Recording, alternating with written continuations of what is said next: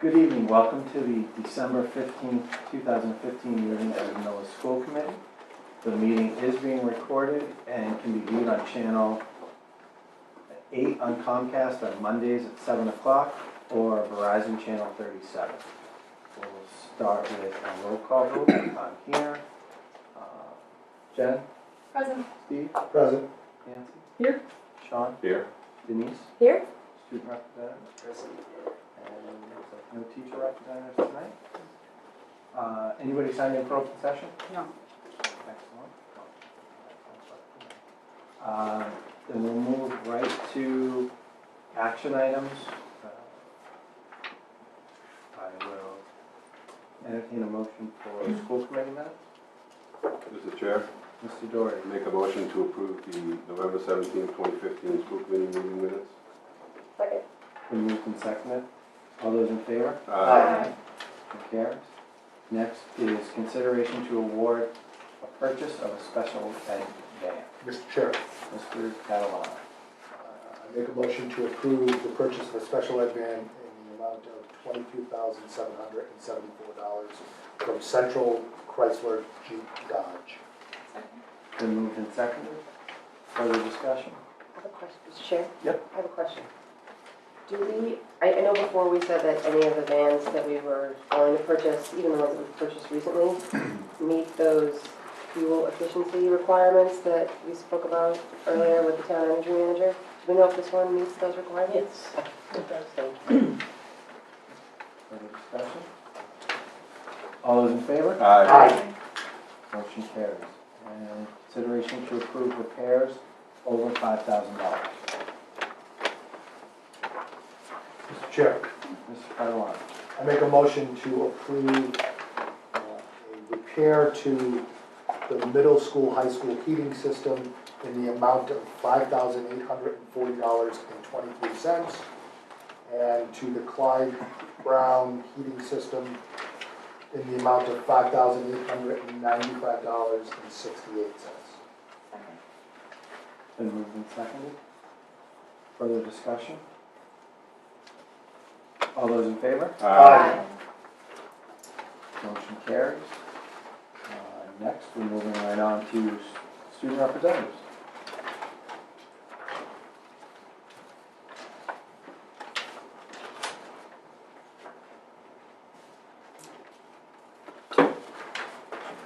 So, Good, how are you? The PSAT 10s will now be offered to sophomores on February 22nd, 7th. Also, the outdoor pursuits, every year it has an ice rink over by the tennis courts, and money is being raised to make the ice rink, and it is about a little less than halfway to their goal. And the last day of school before winter vacation is Wednesday the 23rd. The winter concert for the high school chorus and band is on Thursday, the 17th at 7 p.m. Thanks, John. Thank you. Thank you. no teacher representatives tonight, so we'll move right to time and learning. Clyde Brown standard-based report card. Mr. Chair, Mr. Phelps is unable to be here tonight, so Joan Lynn is going to speak to this. Also, the current episode of Millis 2020, which students produce, is also on this, and we'll be sending this out hopefully tomorrow for the public to be able to view. We thought we might have the video ready to show tonight, but we do not. So Mrs. Lynn has been an integral part of the process, and Mr. Phelps is teaching a graduate level course tonight. So we are very excited about our new standard-based report card. It's been a long time coming to bring it to fruition. And the teachers have been working really very hard at coming up with some standardization on how they look at some of the standards that are being taught. You do have a copy in front of you. And just as a point of just reminding folks as to why we're looking at standards-based report cards. Our curriculum frameworks are based on standards, And the difference between a standards-based report card and one that is more maybe traditional that we've been used to in the past, it really addresses the standards that are being taught and whether or not students are succeeding towards attaining those standards. If you think about a traditional report card that I certainly had as a student, you were given a grade as an average of all of your test scores or your homework, or maybe some of it was effort. And this is really about separating your, what we're calling habits of mind, which are your study skills and your effort and energy that goes into learning, separating that from actually what you've learned about the standards. And so the front cover of the new report cards really get into those habits of mind. What are your work habits and what are your social skills? So that extra effort is really is no longer being confused with the grade that you get for a subject. And so it's also a case of looking at the standard and not taking an average of your grades and making one judgment on math or on social studies, but really looking at potentially 10, 15, 20 different standards, and are the students being successful based on just that one standard. So our Clyde Brown report cards are going out on Friday. They are going out as a handwritten card. We're still working on a couple of little glitches of getting our data to talk to the report card. But our hope is that we can resolve that. So you will get a handwritten, you'll get this card, but instead of a computerized version of it, you'll get a handwritten one. And then as we continue to work on a couple of the glitches, our goal is that we'll be able to send out a printed copy in January. But we didn't want families to have to wait until after we came back from the holidays. So we're very excited because for the first time, our vehicle in which we communicate to families about student growth is matching the way we're teaching and the way the students are being assessed in the class, and it's all a very nice, cohesive match. So we're very excited about it.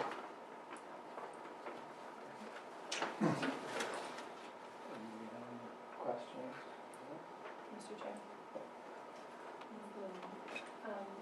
We saw a sample of this last year. Yes, Was you it did. just the math section? Correct. It's the same? Yes, so what we've done is, there was a couple of tweaks here and there, a little wording got changed around, and we wanted to make sure we spent a lot of time with the teachers ensuring that there was continuity as well as a growing pattern for the skills as they went up in the grade levels. But for the most part, they were minor tweaks. Mr. Chair, Joe, could you share what the information nights, I know you've had one or two previous information nights, did you mention the upcoming one? Yes, so we had several parent nights, and we've had parent sessions, and we've also been presenting to homeschool so that families are well aware of what's been going on. We did have one scheduled. I'm actually not sure whether or not Mr. Phelps had that, but I believe it was scheduled with homeschool last week. I'm not positive of that, and I apologize for not being up to speed on that. But our goal is to make sure that families understand what we're doing, why we're doing it, and how we're doing it, that it really is a much more thorough look and communication as to what all children know and don't know, because it'll help families to be able to say, this is an area we need to work on. So, but we've also been trying to put some things out through Facebook as well as through Twitter on a couple of different nights to make sure that we've got some people turn out so that people can understand. My suspicion is that after they get them, then we'll have questions. And so it might be a case of, I didn't really understand this, and how do we do that? So we will continue to try and figure out as many different ways that we can to communicate with families about what the cards are about. So the first, questions families have, certainly they should ask their teachers, but if there are any further questions, they should feel free to contact Mr. Phelps or Ms. Lynn. Yes. And at parent-teacher conferences, all families received another blank copy in case the one that we sent out in June had been misplaced. So the teachers were having some minor conversations about this is what we're looking at. And the goal really was about some goal setting with students, like this is where your student is the week of Thanksgiving. We have a couple more weeks before grades actually close, and this would be an area for your student to spend a little bit more time on, or this would be an area where they're doing remarkably well and it will continue. But the idea is around helping students set some goals as well as families as to expectations for where they are and where they should be or could be.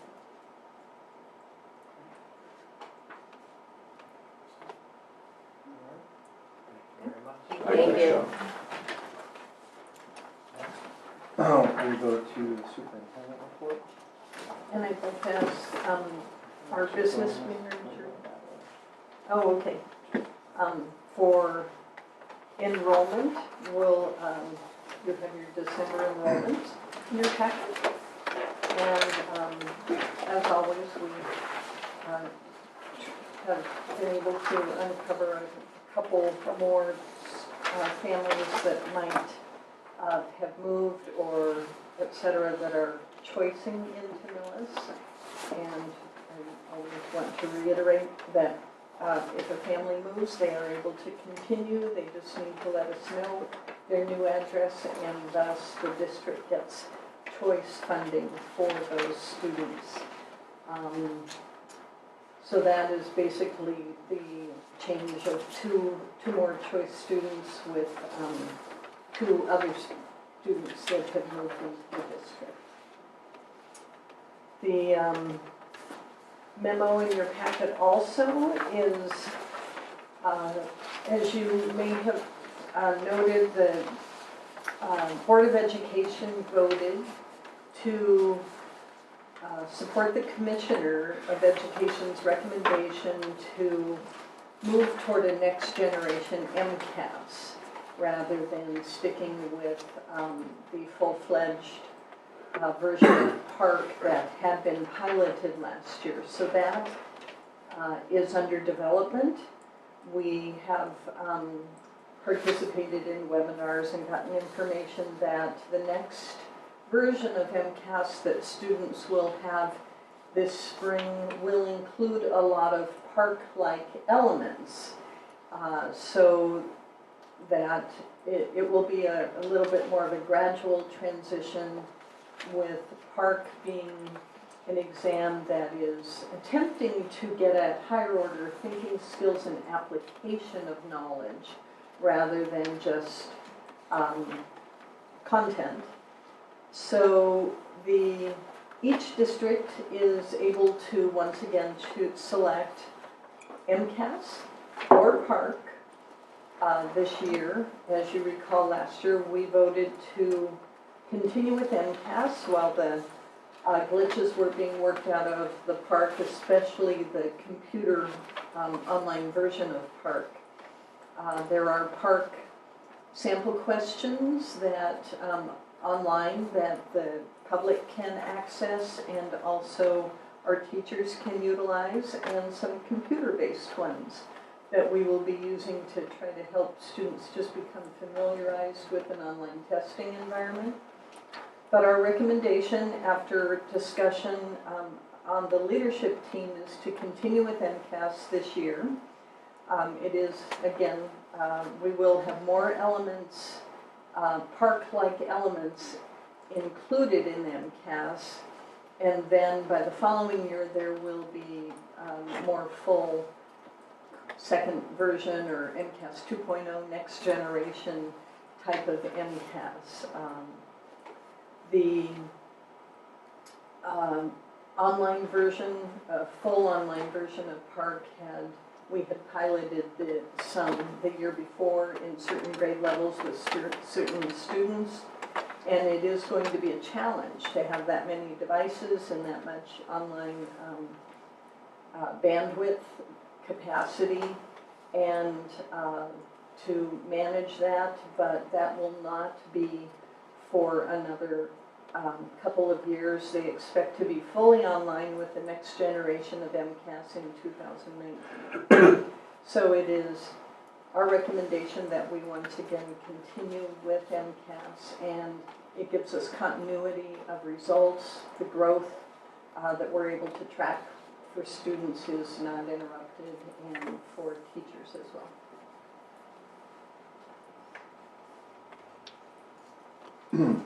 So we need to take a vote. I recommend that we vote this, yes. We voted to Last stick with year. MCAS last year, yes. Oh, and motion. Mr. Chair, can I ask a question? Absolutely. I find this topic so confusing still, MCAS versus park, and I know people in school committees where the towns have moved to park, and others that have stayed with MCAS, and a lot of what we talk about in school, we're already implementing park standards, and so it's all just very confusing. Well, we're not implementing park standards, we're implementing the Massachusetts frameworks. The confusion might come about with the Common Core.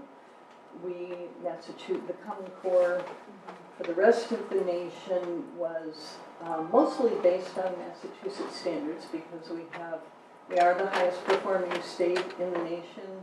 We have the most rigorous standards and the best student achievement results.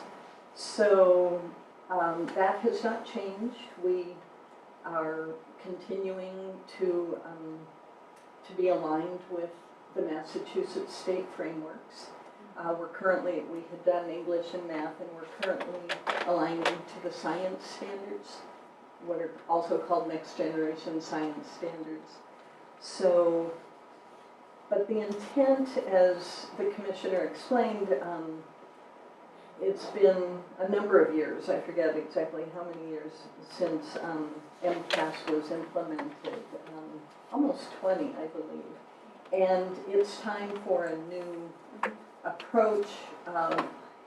Computerized online testing has evolved such that once they get the glitches out and a test well developed, it could very well provide much faster results, and it could be very good. So, but it's still, there are a lot of districts that have even less bandwidth and capacity than we do, and we found it a struggle when we piloted, and it was very disruptive because we just didn't have enough devices, and kids had to cycle through the computer lab, and so it basically took the computer labs out of use for a few weeks because of testing. So all of these are issues that I think will eventually get resolved.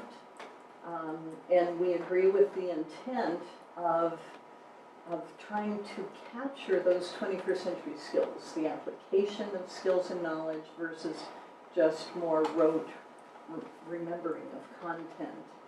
And our open response questions and long composition and things like that do that better than multiple choice questions. So we're hopeful, cautiously optimistic that once it evolves and the state figures it all out and we're able to figure out, have enough devices with keyboards to take the test for all of our students to take it in a timely fashion, but it will be a good next generation test. Mr. Chair, I make a motion to approve use of MCAS, continued use of MCAS. Second. Moved and seconded. Any further discussion? All those in favor? Aye. Aye. Thank you.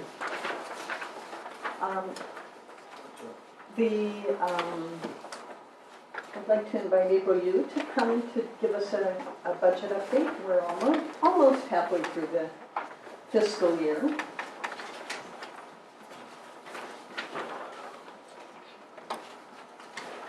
Good evening.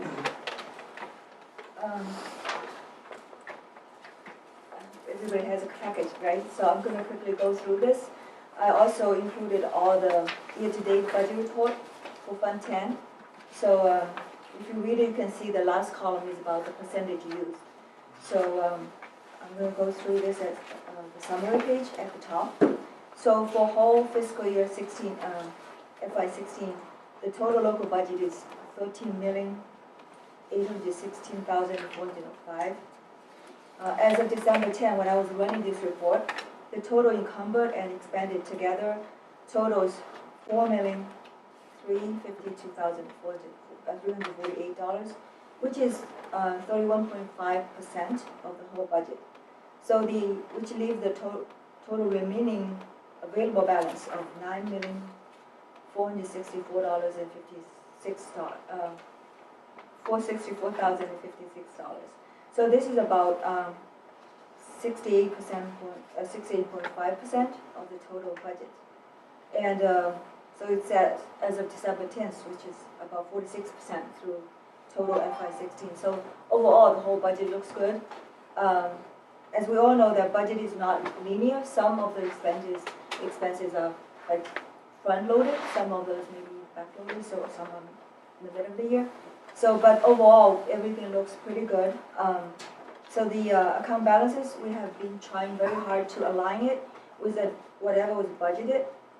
And some of the amount, which is showing more than 50%, is because they are like front-loaded expenditures. So for example, like conference dues, they are paid ahead of time, like usually at the beginning. And some supplies for a lot of schools, like high school, middle school, they purchase the supplies usually at the very beginning of the school year, so the students have enough supplies to use in offices. And heating costs and electricity expenditures are much lower than half, because we all know that we are enjoying the warm winter right now. But we all know that winter will come, so I'm sure those expenditures will creep up maybe in January. And we also, like recently, I've started scheduling regular meetings with all the department heads to go over budget and try to understand like what they plan for the remaining of this school year. So there will be no surprises in the future. So we are analyzing all the cost centers to make sure we're going to have a smooth fiscal year. Anything that could be alarm or anything, we want to plan ahead. So that's about it. Any questions? Mr. Chair,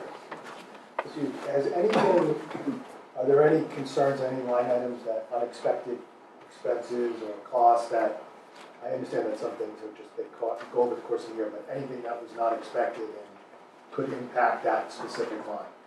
One line we are actually doing research now. If you look at page 4 of the expenditure report, maybe somewhere toward later half, you'll see for expenditure only. So you'll see it's function 4160 for water and sewage. Right now it's 63.9%. So we are suspicious that something might be, like maybe the meters were wrong or anything. We are researching with the town right now.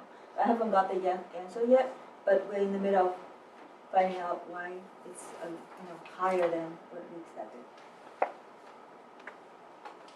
Any other line items, or is that? And also I expand about the conference dues. We already looked at those, like supplies. Mr. Chair, I think the other, the committee voted the repairs to the boiler. We also have to have some other repairs that were more than we expected this year. And then one more item that Mr. McDuff will speak to later is the need for installing air conditioning to our server room to protect them. And that will be around $6,800. So that operations budget, which was reduced last year when we made our budget reductions, I'd say the operations budget is one we're watching carefully.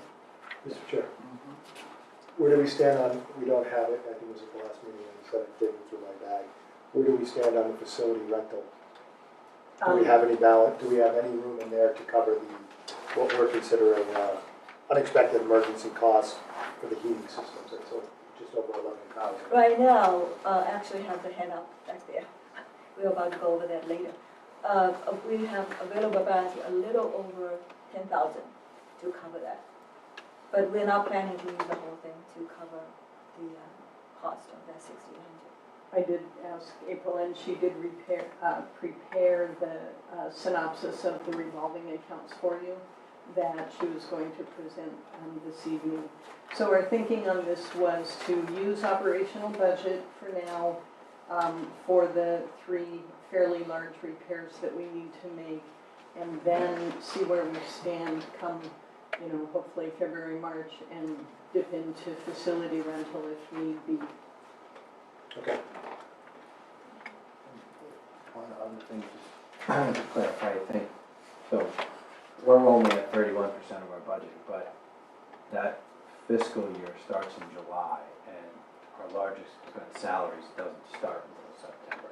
So our salary expenses are September to June, whereas the fiscal year is July to June, so just more so for people who may see this or watch this, we're not really running 20% Exactly, below budget.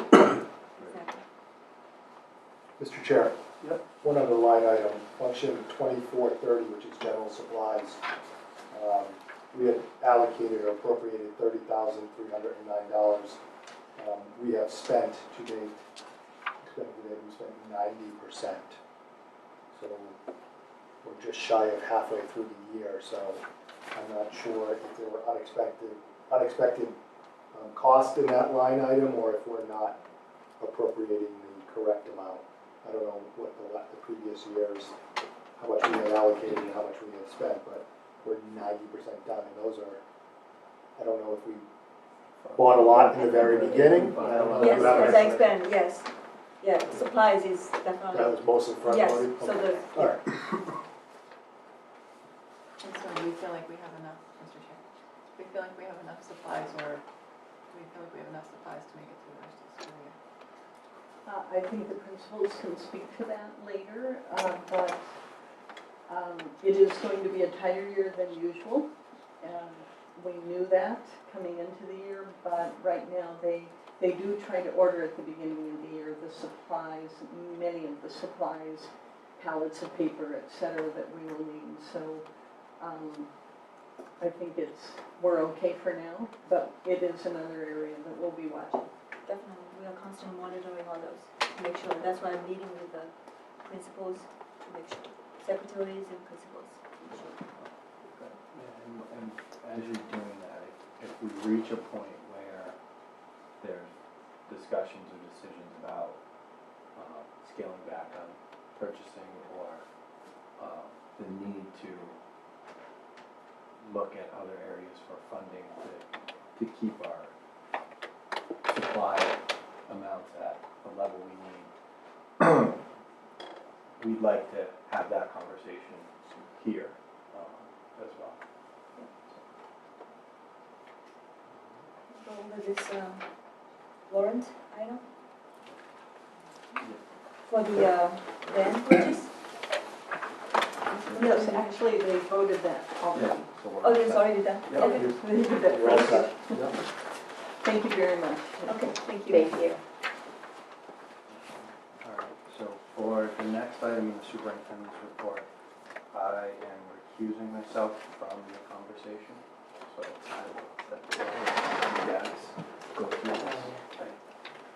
You have literally recused yourself physically, wow. So then, in your package, you have a memo from me regarding raising our substitute, the amount of pay we pay our substitute teachers. Due to the difficulty in finding subs this year, we did an analysis, and Jody gathered the information from several districts, and we find that we are a little bit lower than most districts, and especially when it came to long-term substitute pay. The surrounding districts paid more, so many of our very reliable, great substitutes were taking long-term sub positions elsewhere. So it is my recommendation that we currently raise the rate of pay by approximately $10 per day and collapse one of the levels, so that for the first 30 days of a substitute position. We have levels of a certified teacher. I am proposing be raised from $70 to $80. Somebody without certification raised from 60 to 70, and without any degree from 50 to 60, so a raise of $10. And then after the 30 days, that jumps another $10, so that it would be 90, 80, and 70. For over 31 days in one position, for example, for a maternity leave or an illness, where you substitute would be in the same position for over 30 days, 30 work days. We currently pay $100 without certification, $120 per day with certification. I'm recommending that go up to $115 without certification and $135 with certification.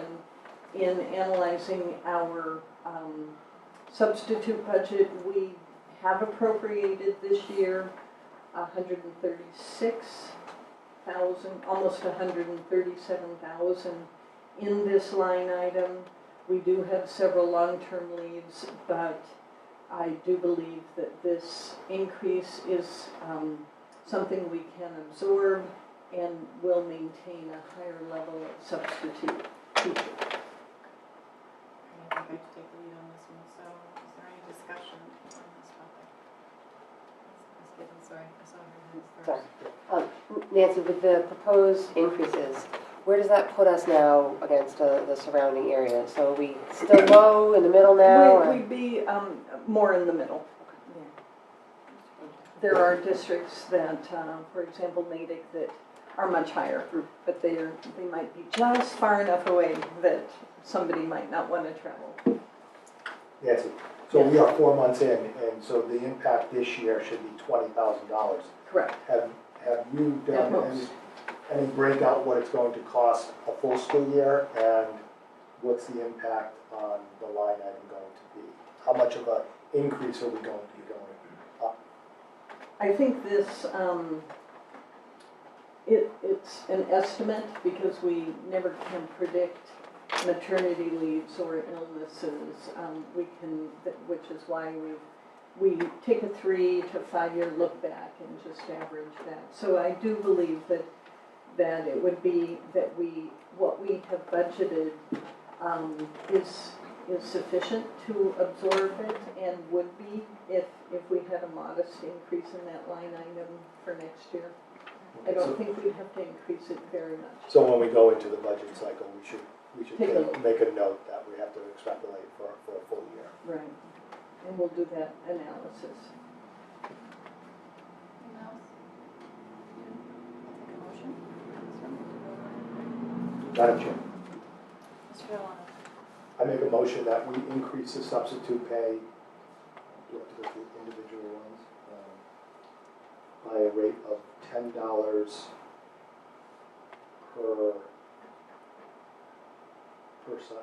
per group. I'm looking to see if any of them went up just $5. The long term's Um, 15, except for the long term. I Long know. term's 15. Or you An increase of, could say as Oh, Right. set right. forth in the Right. memo. Yeah, yeah. can we say as set Yeah. forth in the memo? As set forth in the memo. Second. A motion and a second. Any discussion? All in favor? Aye. Aye. Opposed? Motion carried. Mr. Conroy, would you like to join us? I want you to do the temporary check. She was really quick. You could hear it too. I know. Is it not loud?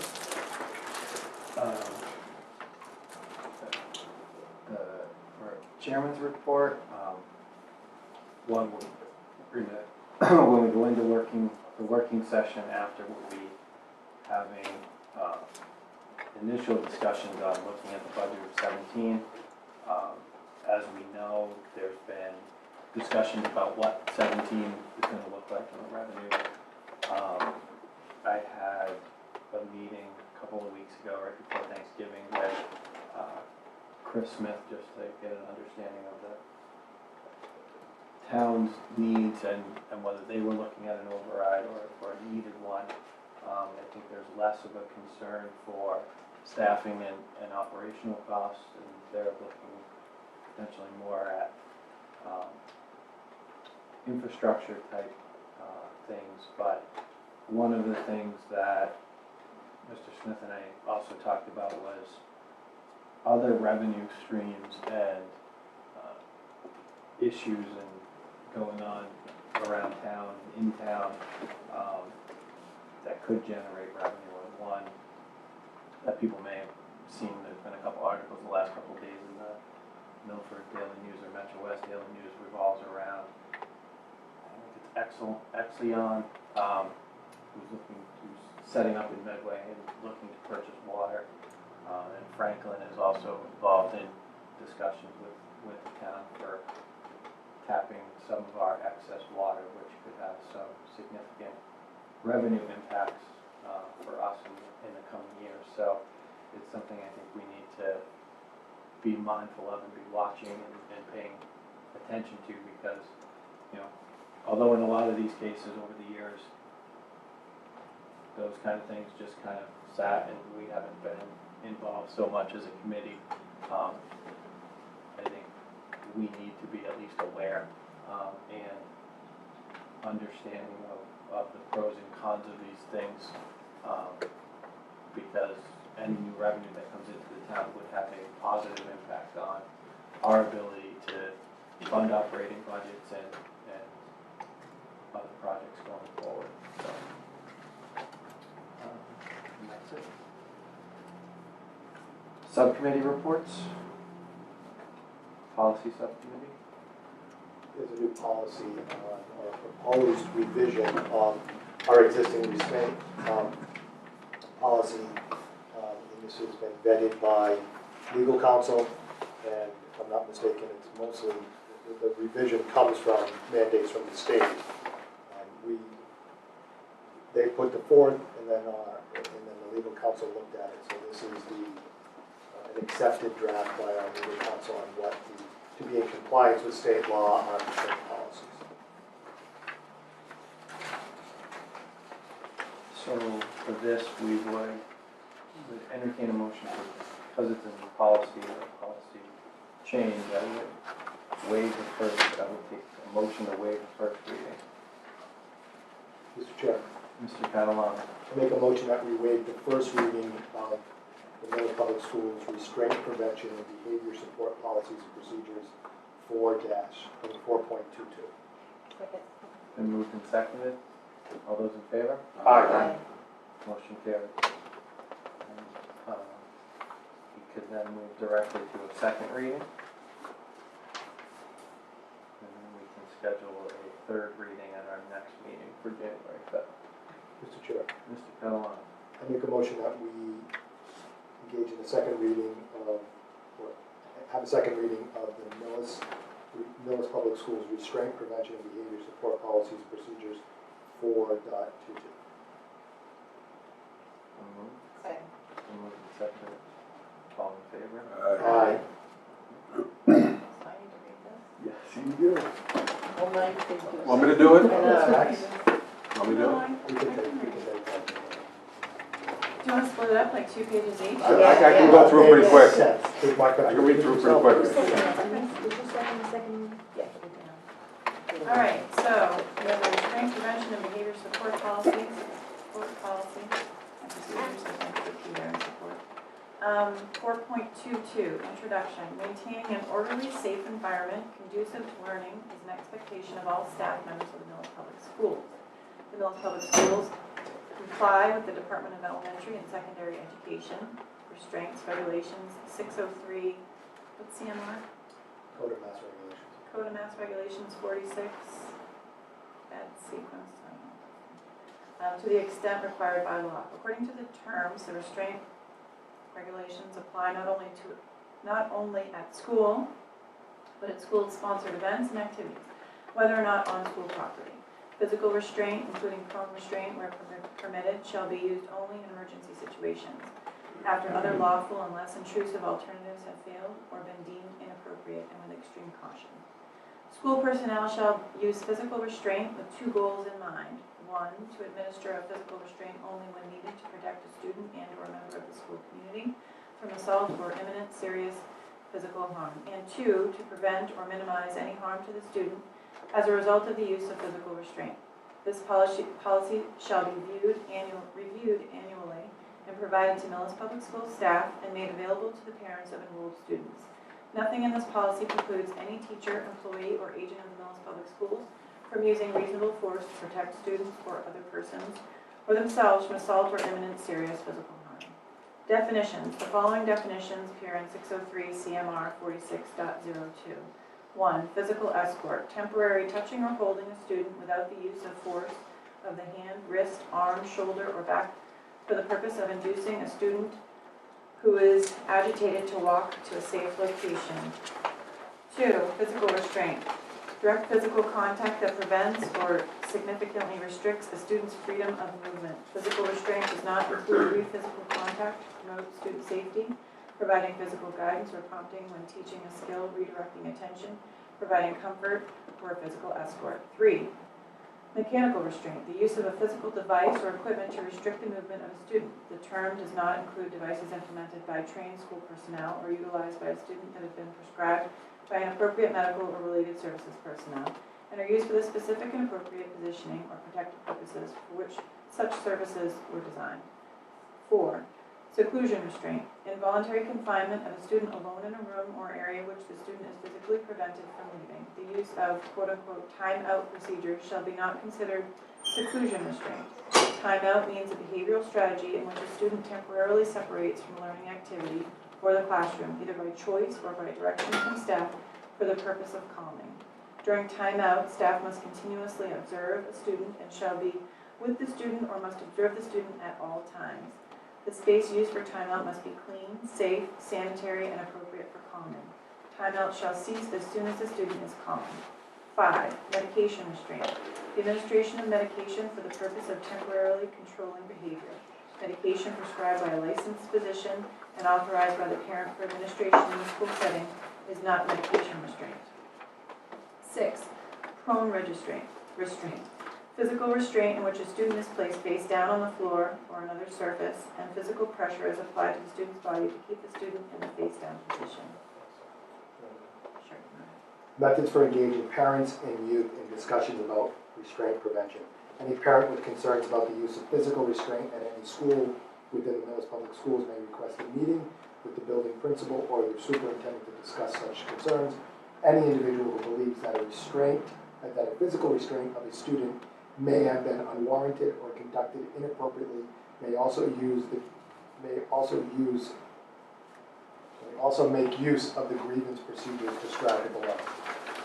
Alternatives to physical restraint. A. Alternatives. Physical restraint shall not be used unless the following less intrusive behavior interventions and supports have been unsuccessful or deemed inappropriate by school staff. Positive behavioral interventions, verbal redirection, verbal directive to cease behavior, opportunity for a break, de-escalation techniques, loss of earned tokens /rewards /privileges, opportunity for timeout, and physical escort to a safe, separate space for timeout. Training. Each building principal will identify staff members to serve as a school-wide resource to assist in ensuring proper administration of physical restraint. These staff members will participate in an in-depth training program in the use of physical restraint, which the department recommends be at least 16 hours in length, with at least one refresher course occurring annually thereafter. In-depth training will include 1. Appropriate procedures for preventing the need for physical restraint, including the de-escalation of problematic behavior, relationship building, and the use of alternatives to restraint. 2. A description and identification of specific dangerous behaviors on the part of students that may lead to the use of physical restraint, and methods for evaluating the risk of harm in individual situations to determine whether the use of restraint is warranted. 3. The simulated experience of administering and receiving physical restraint instruction regarding the effects on the person restrained, including instruction on monitoring physical signs of distress and obtaining medical assistance. Four, instruction regarding documentation and reporting requirements and investigation of injury and complaints. 5, demonstration by participants of proficiency in administering physical restraint. And 6, instruction regarding the impact of physical restraint on the student and family, including but not limited to psychological, physiological, and social emotional effects. In addition, each staff member will be trained regarding the school's physical restraint policy within the first month of the school year, and for employees hired after the school year begins within 1 month of their employment. All staff must receive training with respect to the district's restraint prevention and behavior support policy and requirements for when the restraint is used. Training will include the following: the role of the student, family, and staff in preventing restraint, the district's restraint prevention and behavior support policy, interventions that may, I haven't been saying the numbers, sorry. 1, 2, 3. 3, interventions that may preclude the need for restraint, including de-escalation of problematic behaviors and other alternatives to restraint.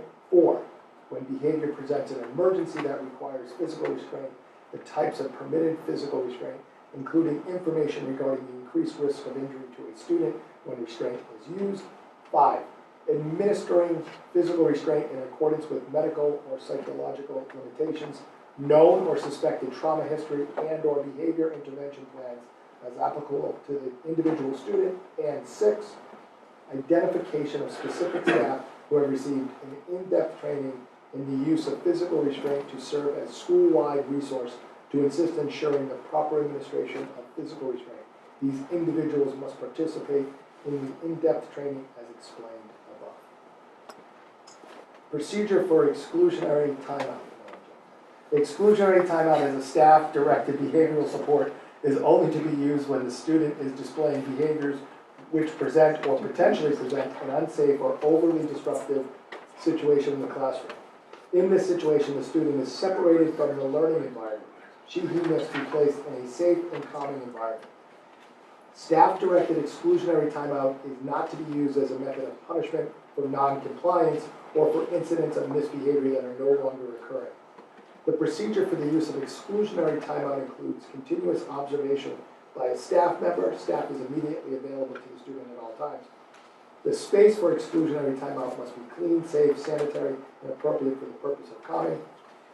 For any exclusionary timeout that may last longer than 30 minutes, staff must seek approval from the principal for the continued use of timeout. Use of restraint. The use of mechanical restraint, medical restraint, and seclusion is prohibited. Prone restraint is prohibited except on an individual basis and on the following circumstances. 1, the student has a documented history of repeatedly causing serious self-injuries and/or injuries to other students or staff. 2, all other forms of physical restraint have failed to ensure the safety of the student and/or the safety of others. 3, there are no medical contradictions as documented by a licensed physician. 4, there is no psychological or behavioral contradictions as documented by a licensed mental health professional. 5, the program has obtained consent to use prone restraint in an emergency. Consent means that the parent was fully informed of all relevant information in his or her native language or other mode of communication, and the parent understands and agrees in writing to use the use of prone restraint for emergency situations. The consent should describe to whom records will be released and that the agreement is voluntary and may be revoked at any time. 6, the principal approves in writing of the use of prone restraint for emergencies. And 7, steps 1 through 6 must be documented in advance of the use of the prone restraint. Physical restraint. Physical restraint is an emergency procedure of last resort. It is prohibited except when a student's behavior poses a threat of assault or imminent serious physical harm to self or others, and the student is not responsive to verbal directives or other lawful and less intrusive behavior interventions, or such interventions are deemed to be inappropriate under the circumstances. Physical restraint will not be used, 1, to discipline students, 2, when the student cannot be safely restrained because restraint is medically contradicted, such as students with asthma. 3, as a response to property destruction, disruption of school order, a student's refusal to comply with rules or staff directives. 4, because of verbal threats that do not constitute a threat of assault or imminent serious physical harm. And 5, is a standardized response for an individual student, such as on an individual education program, an IEP. No individual behavior plan or IEP may include the use of physical restraint as a last resort. Only school personnel who have received in-depth training shall administer physical restraint on students. Whenever possible, the administration of physical restraint shall be administered in the presence of at least one adult who does not participate in the restraint. Person administering physical restraint shall only use the amount of force necessary to protect the student or others from injury or harm. The requirement does not prevent a teacher, employee, or agent from using reasonable force to protect students, other students, or themselves from assault or imminent serious physical harm. Floor restraints, including prone restraints, shall be prohibited unless staff members administering the restraint have received an in-depth training and, in the judgment of the trained staff, such method is required to provide safety for the student or others present. A person administering the restraint shall use the safest method available and appropriate to the situation. No restraint shall prevent a student from breathing or speaking. Staff must continuously monitor a student's physical status, such as skin temperature, color, and respiration. If a student indicates that he or she is in a significant physical distress or is observed to be in physical distress, including but not limited to breathing or sustained or prolonged coughing or crying, the student shall be released immediately, and there should be steps taken to seek immediate medical assistance. If a student is restrained for a period of longer than 20 minutes, program staff shall obtain the approval of the principal to continue the restraint. And the principal should observe the student, make his or her determination based on the student's continued agitation. Staff should review and consider any known medical or psychological limitations, known or suspected trauma history, and/or behavioral intervention plans. The restraint should stop as soon as the student is no longer an immediate threat to himself or others. Review of records. After the release of a student from physical restraint, the principal's designee will review the incident with the student to address the behavior that led to the restraint. The building principal will review the incident with staff who administered the restraint to discuss whether proper procedures were followed, and together they will consider whether any follow-up is required for students who witnessed the incident. The principal at each building must create procedures to conduct weekly reviews of restraint data to identify students who have been restrained multiple times during the week. If such students exist, the principal must convene a team to assess the student's progress and needs. The events leading up to each restraint, such as time of day of week, antecedent events, and individuals involved. Factors that may have contributed to an escalation of behaviors, alternatives to restraint, including de-escalation techniques and possible interventions, and such other strategies and decisions as appropriate, with the goal of reducing or eliminating the use of restraint in the future. The review team must review and discuss the written report submitted, and any comments provided by the student and parent, create a written plan of action. If the principal participated in the restraint, the superintendent or designee should lead the discussion. The principal will ensure that a record of each individual student review is maintained and is available to the parent and the department upon request. The principal at each building will develop procedures to conduct monthly review of school-wide data to determine patterns and time of day of week, or individuals involved, the number and duration of physical restraint school-wide and for individual students, the duration of restraints, and the number and type of injuries, if any, resulting from the use of restraint. The principal will determine whether it is necessary to modify the school's restraint, prevention, and management policy, conduct additional staff training, or take any other action that is necessary. Reporting. The program staff who administer a restraint shall report to the principal the use of any restraint verbally as soon as possible and by written report no later than the next school working day. If the principal has administered the restraint, the principal will prepare the report and submit it to the superintendent or his or her designee. The principal or his or her designee shall maintain an ongoing record of all reported instances of physical restraint, which upon request shall be made available to the department or the parent. The principal or a designee must make reasonable efforts to notify the parent of the restraint within 24 hours and shall notify the parent by written report within 3 school working days, either through an email address provided by the parent for communications about the student or by regular mail. The report must be provided to the parent or guardian in the language in which report cards and other necessary school-related information are customarily provided. The principal will provide the student and parent an opportunity to comment orally and in writing. The principal of each building should create procedures for this notice. The written report to the parent or guardian will contain the name of the student, the job titles of staff who administered the restraint, and observers, if any, the date of restraint, the time the restraint began or ended, the name of the principal or designee who was verbally informed following the restraint, and if applicable, who approved the continuation of the restraint beyond 20 minutes. A description of the activity into which the restrained student and other students and staff in the same room or vicinity were engaged immediately preceding the use of physical restraint, the behavior that prompted the restraint, the efforts made to prevent escalation of behavior, including the specific de-escalation strategies used, alternatives to restraint that were attempted, and the justification for initiating physical restraint. 3, a description of the administration of the physical restraint, including the holds used and reasons such holds were necessary, the student's behavior and reactions during the restraint, how the restraint ended, and documentation of injury to the students and or staff, if any, during the restraint, and any medical care provided. 4, information regarding any further actions that the school has taken or may take, including any consequences that may be imposed on the student. And 5, information regarding opportunities for the student's parent to discuss with school officials the administration of restraint any consequences that may be imposed on a student in the other related matter. When a restraint has resulted in an injury to a student or program staff member, the school shall provide a copy of the required report to the department within 3 school working days of the administration of the restraint. The school will also send a copy of the record of physical restraints maintained by the principal for the 30-day period prior to the date of the reported restraint. The school shall collect an annual report, use of physical restraints. Nothing in this policy prevents any individual from reporting a crime to the appropriate authorities or from exercising their responsibilities as a mandated reporter under Mass General Laws, Chapter 119, Section 51A. Procedure for receiving and investigating complaints regarding restraint policies. This grievance procedure is established to ensure procedures are in place for receiving and investigating complaints regarding physical restraint practices. Any individual who believes that a physical restraint of a student may have been unwarranted or conducted inappropriately may file a complaint by utilizing this procedure. The complaint must be submitted in writing or an audio tape to the Director of Student Services. The Director of Student Services will meet with the complainant within 10 school days of receipt of the complaint.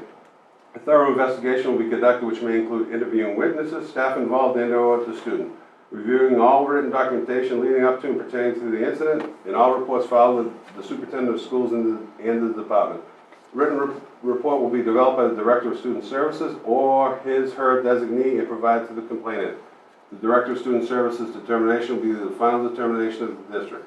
Legal reference 603, CMR 46.00, MGL 7137G.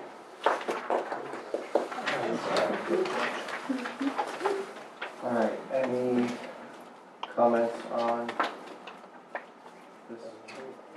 Mr. Chair, not necessarily a comment, but Nancy, how many restraints, you may not have an exact number, but do you have a ballpark figure, how many restraints do we do a year? I'm going to turn to Dr. Marks. Would you like to comment? You don't have the numbers Any of now. the, I do not have that. Then why don't we, number. you want to do another? Well, I believe we haven't had any this year, and my understanding there was under 5 last year. And they were, I believe, at Cloud Ground. I can get a final number for you. Can we get a final number when we do this for the 3rd reading, and also can we get a definition of restraint? It provides Okay. definition in the policy. Or how we, yeah, I just want to make, okay. Do you want the ones that were performed? Which types we performed? Is that what you're looking for? I just want to make sure that, Because there's different types Yeah. of them in here. Do you want to know the types that we do? yeah, and I guess types of and quantities of events that some people outside may, if it's not by the letter of this, consider restraint, or maybe it goes into like how many safety calls we've had, that kind of thing. We have. Timeouts. Yeah, something that people may consider that aren't just So reading to the letter of the law of restraints. I think our understanding and use of restraint is fairly clearly defined. We participate in annual safety care training, and my understanding, from what I know of that training, I wasn't familiar with it prior, but it either met or exceeded this law. So we've been in practices that exceed this law, so the policy is kind of catching up to it. So we have kept track of restraints that meet that definition, and folks that administer them are very clear about what they are and what proper use is, and we strive to have that observer that was mentioned in the law. So I can get you the information we have. I'm not sure if it'll meet what you're asking Yeah, for, but I can get our definition of restraint log. Mr. Chair, I have just a brief question then. If we've been exceeding these guidelines, why don't we adopt the guidelines we've been using if they're more so than the ones we just read? So this training has exceeded Training, okay. those expectations. Okay, thank you. You're welcome. One other thing in reading this policy that I think we as a committee should think about between now and the 3rd reading is, and maybe Nancy, you can let us know, but in page 4 where it talks about, right at the top, in addition, each staff member will be trained regarding defining staff member? Is that just teachers in classrooms? Is that administrators as well? Is that custodial staff? Is it temporary employees? Or is it just 100%, full-time teaching staff? I know on page 3, there's the ones were identified to be, so I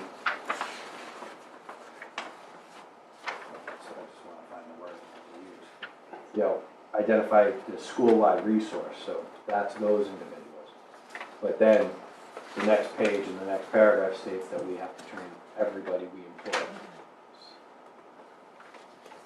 So I It's just part of the want, mandated training every year. but I want to define who the staff, who qualifies as staff.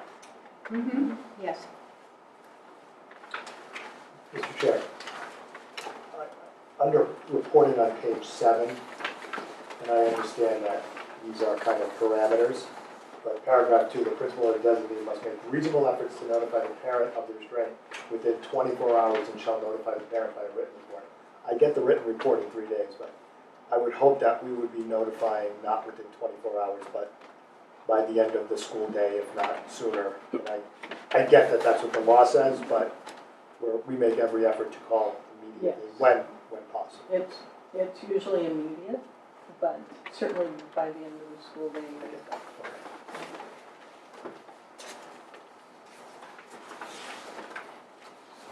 So we will have a third reading of this policy and can make amendments, adjustments as part of the third reading. If we need to, we'll do that on January 5th.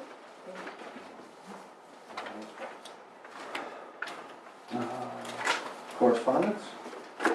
In your packets, you have a thank you letter to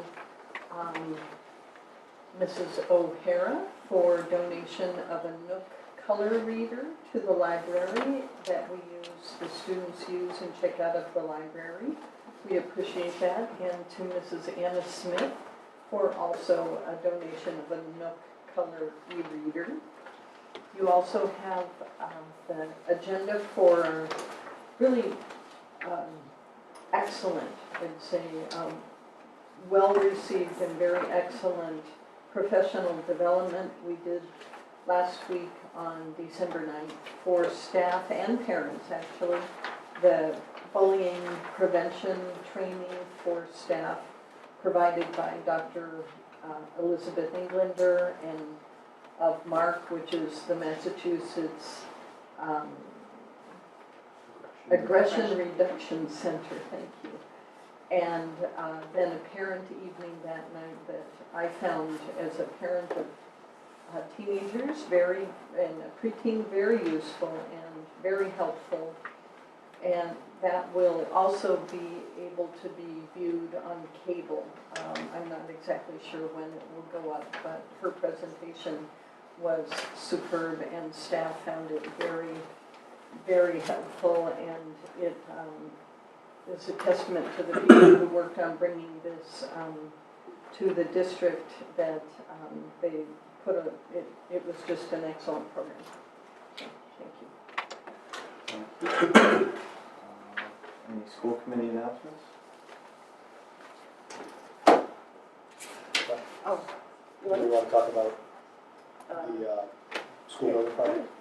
So on Friday, Denise and I attended a communication subcommittee of the school building committee, had a communication subcommittee, and we were talking about the strategy to roll out a new website and press releases, and we are most likely going to go live. The hope is tomorrow by close of business with a website, a dedicated website that we will link to that site. That will be just for the school building project with an update. And one of the observations at the meeting was we've done a lot of work between March and now, yet I don't know if there's been, other than knowing that the committee's been formed, I don't know if the general public has a full understanding of the amount of work. And we hope that we will be able able to inform people with this new website, and it will become, moving forward, it'll be updated on a regular basis. And we are also looking at a Facebook page dedicated strictly to that. And at this time, will not be accepting comments, but will be a place to deliver information, not to engage in a discussion around the merits of. We will give people opportunities to talk in person to do that, not via social media. Did you say that? Right? Anything else? All right, then we are going to move to our working session. Talk about the budget for 17, and from there we will adjourn to executive session to conduct contract negotiations for Joe and Bob Lane. So, thank you all very much. Have a great holiday, and see everybody on camera in the new year.